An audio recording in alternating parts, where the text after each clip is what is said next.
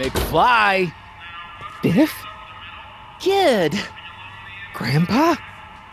That's Mr. Tannen to you, Artie. What are you doing out here?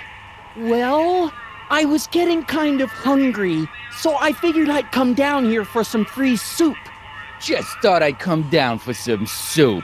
Think, McFly. The DA's throwing around subpoenas like Babe Ruth. I don't think Ruth's a pitcher anymore. Shut it. If one of those subpoenas landed in the hands of my number cruncher, I'd be in a whole lot of trouble. I could even get sent up the river. You wouldn't want that, would you?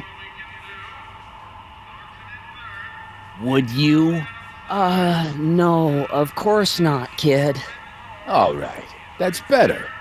What are you looking at, punk? Keep your eyes on the soup, kid. Well, Well, what? what are you still doing here? Sorry, kid. I'll just run back to the safe house. You do that.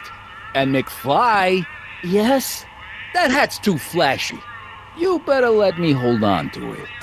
Now scram! You got it, boss. And don't come out until I give you the all clear. I swear, if even one of you mooks could add 2 plus 2 without your fingers, I'd dump that wimp into the lake. Hey! Anyway, I'm off to make myself irresistible. Don't let anyone burn down the shop while I'm gone.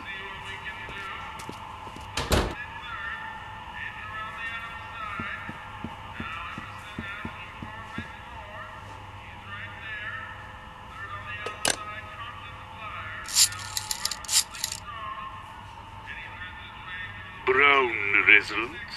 Hi. Do you know where I could find Emmett Brown? Young Master Brown is currently tending to his clerking duties at the courthouse. Who may I say is calling? The courthouse? Doc never told me he worked at the courthouse.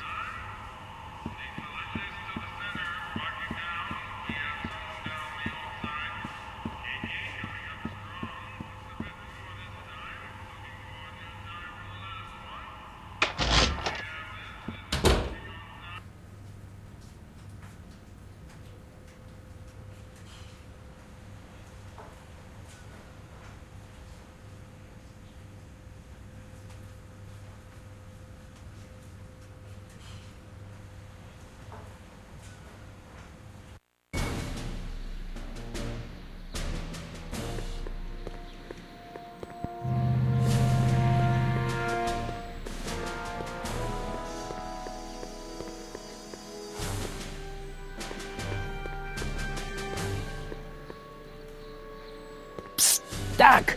Marty, have you found my younger self yet?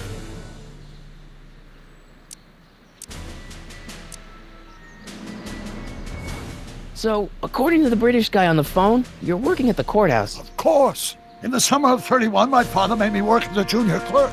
That doesn't sound like any fun. I hated every minute of it. My father was, strict. In any event, you should head over to the courthouse right away and introduce yourself to me.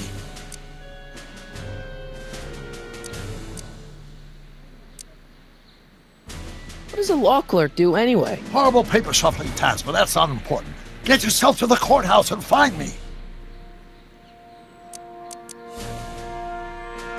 Where have you been all this time? I missed you. I've missed you too, Marty. But I thought it was important to let you live your own life for a while, free from the insanity of time travel. I gotta admit, it was nice to not have my family history blowing up in my face for a few months. Besides, I've been busy raising my own unpredictable teenagers.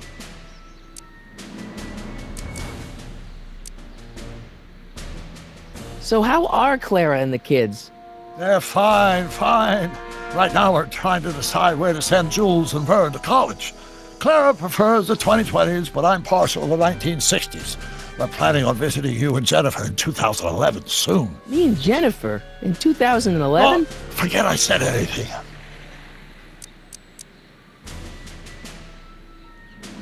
Where'd the DeLorean come from? The last time I saw it had been smashed to pieces by a train. It's a fantastic story. Do you remember when the DeLorean got struck by lightning in 1955? Yeah? Unbeknownst to either of us, the lightning produced a temporal duplicate of the time machine, one that was tossed 70 years into the future. What? I found out about it during a trip to 2025 and recovered it just in time to stop Griff Tannen from vandalizing the time stream. Heavy. So that DeLorean... It's for all intents and purposes the exact same machine as the original. Plus or minus little bells and whistles I've added over the years, of course.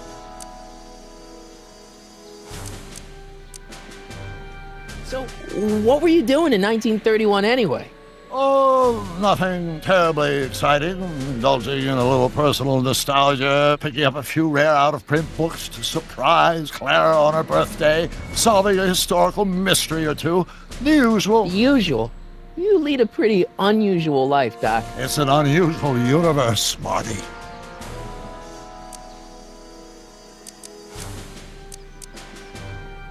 I hate to tell you, Doc, but your last time departed display is on the fritz. It is? So how did you find me? I found one of Edna Strickland's shoes in the DeLorean. How did one of her shoes get in the DeLorean? Einstein took it from her. He did? How strange. ID almost never attacks people. Not without a good reason, anyway.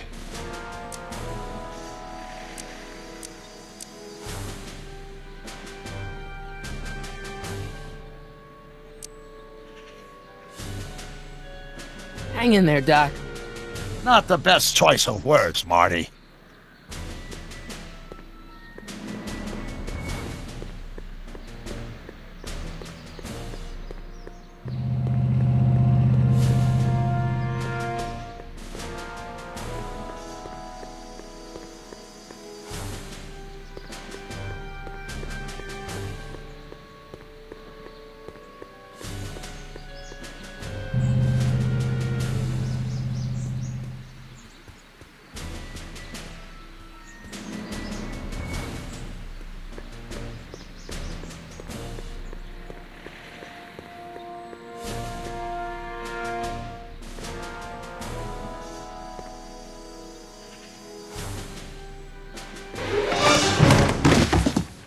Touch those. These are very sensitive legal documents. Nobody is supposed to handle them but sworn officers of the court.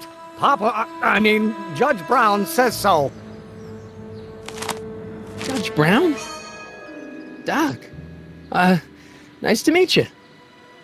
I'm Michael, Corleone. Emmett Brown. But I am a law clerk, not a doctor. Now please get out of my way. I have important business to transact. Naturally, h to a multiplied by the inversion of h has to come out less than expectation value of a, right? No. What am I... What am I missing here? Or do we take h to stand for the Hermitian line operator? But in that case, h to the a multiplied by the inverse of a might well be equal to a's expectation. Don't think, Emmett, think. H to the a multiplied by the inverse of a, h to the a multiplied by the inverse of a,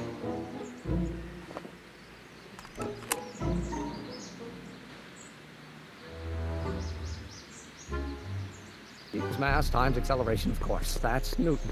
But how many newtons are required to maintain a constant mass? Acceleration is reduced by the inverse of the derivative of the speed relative to the speed of light.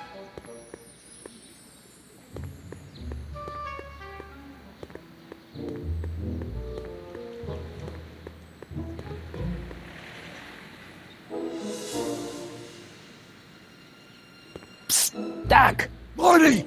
How goes the escape plan?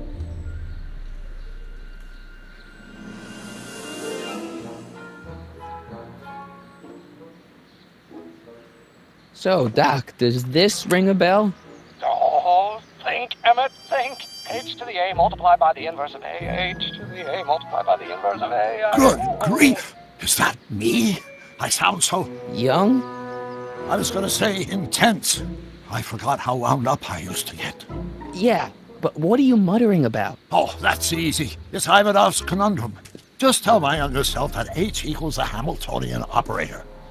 Won't giving him the answer mess up the time stream? Only if it turns out that reality is actually nothing more than a holographic illusion created by the interplay of subatomic particles on a vast two-dimensional membrane. So... It'll be fine. Hang in there, Doc.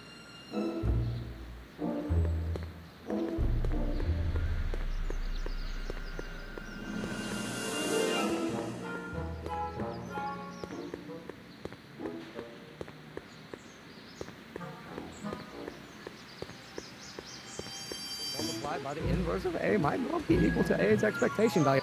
Listen, Emmett, you don't know me, but I'm your friend. I'm not big on friends. They get in the way of work.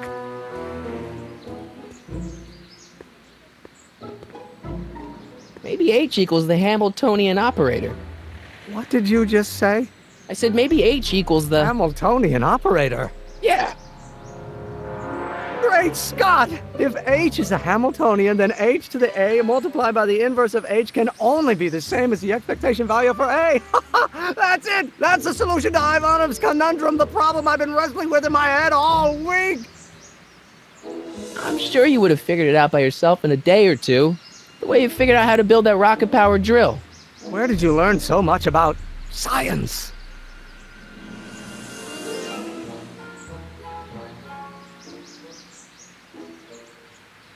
Well, it's like this. You know about my rocket power drill? Then there can only be one explanation. What? You're from the patent office. I confess I didn't quite know what to expect when I sent the paperwork, but I never expected this. Welcome! I'm at your service. What can I do for you?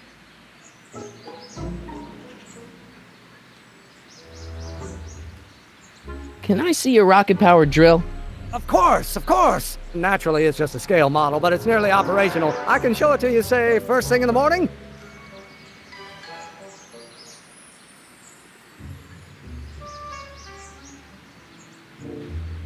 Nah, that's no good. I need to see a full-size model.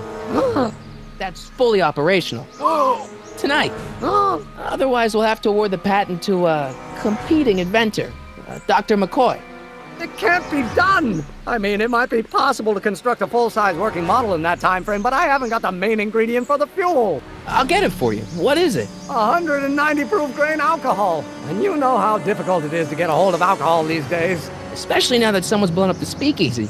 And besides, there's no way I can get off work until I've delivered the subpoena. It's part of the investigation into the business affairs of Kid Tannen. Is it vitally important you see that rocket-powered drill today? Yes. Is it vitally important you deliver that subpoena today? Yes!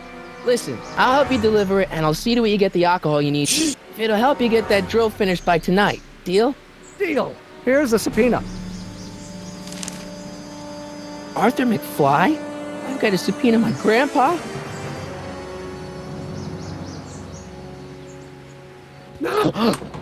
It's Kid Tannen. Hey, I just saw him at the soup kitchen yelling at Arthur McFly. I'm not surprised. Arthur does the books for his business. What kind of business? That's what the DA is trying to find out. Let's go talk to him. No! Why not? Kid Tannen can tell us where Arthur's hiding.